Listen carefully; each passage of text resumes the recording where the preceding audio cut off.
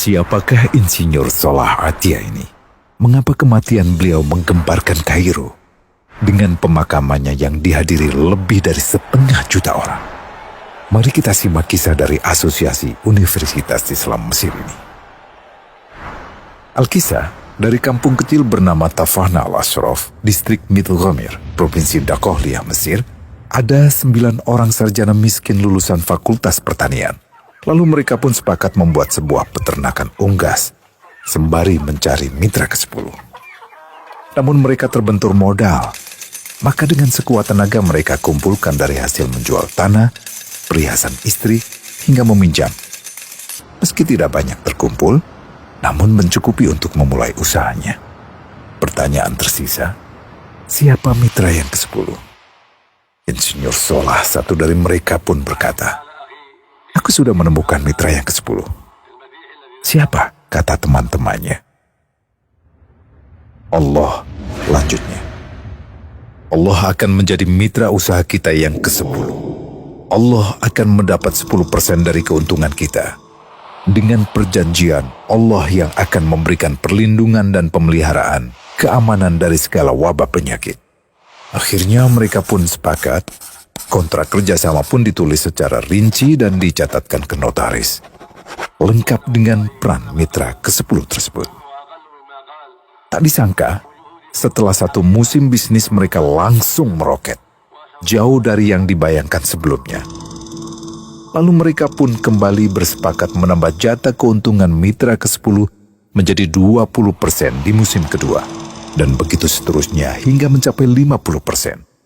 Lalu bagaimana keuntungan mitra ke-10 itu dialokasikan?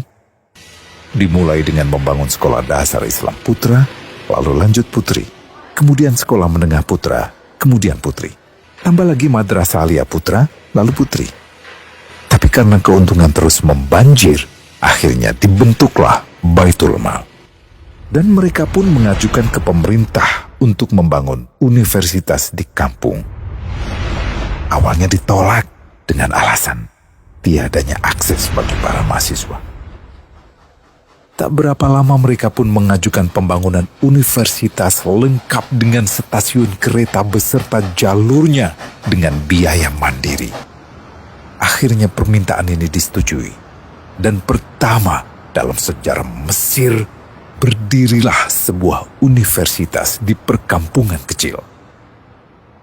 Semakin berkembang, dibangun pula fakultas kedua, ketiga, keempat hingga asrama putri dengan kapasitas 600 kamar.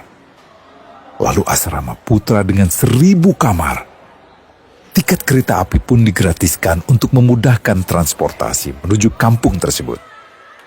Tak cukup hanya itu, dibangun Baitul Mal berikutnya hingga hilang kemiskinan di daerah tersebut.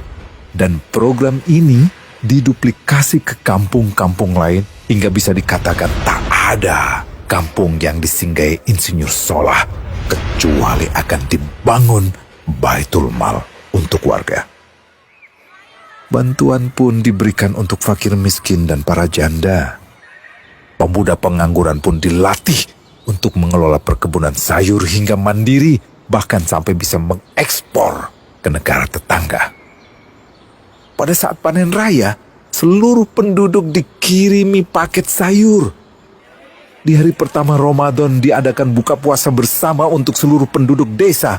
Mereka memasak dan hadir ke lapangan yang dipenuhi beraneka makanan. Disiapkan juga perabotan untuk gadis-gadis yatim yang ingin menikah. Dan ini semua merupakan sedikit dari banyaknya kebaikan yang dilakukan oleh Insinyur Solah.